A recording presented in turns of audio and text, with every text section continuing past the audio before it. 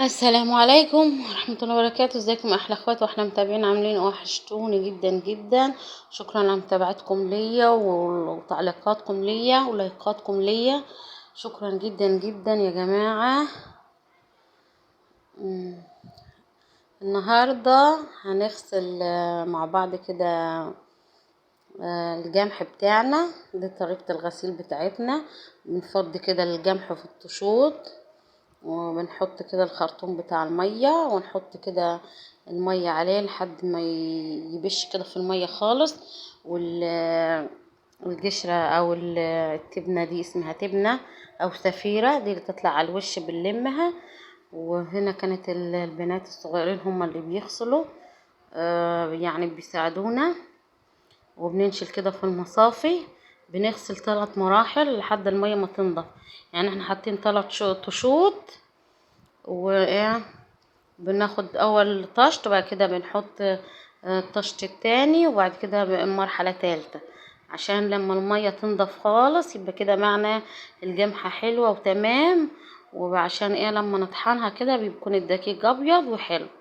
اللهم صل وسلم وبارك على سيدنا محمد وعلى اله وصحبه اجمعين.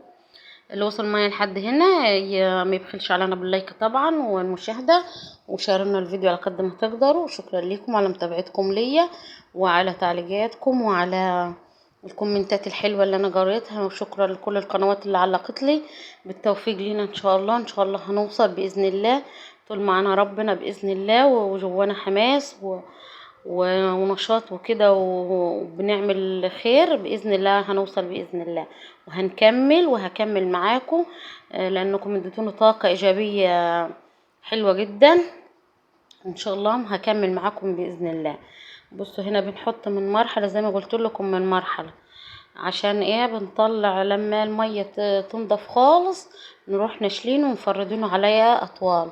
بنفرش كده في اوضه بتكون محدش بيقعد فيها كده، يعني بنفرش الاطوال وبنصف عليها. وكل يوم بنروح نقلب فيه لحد كده ما يمشي ينشف خالص، بيكون ملدن كده. بنعبيه في الشكاير وبنروح نطحنه في الطاحونه.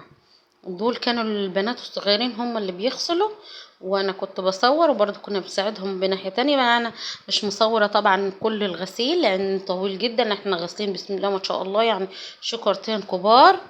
فعشان ما نطولش عليكم الفيديو، خدت لقطات بس اللي هي ايه اوريكم طريقة غسيلنا للجمح اللي في الصعيد بنغسله ازاي، وعشان نطحنه ويبقى جمح كده حلو وابيض، وبنخبز بيه كل المخبوزات بتاعتنا.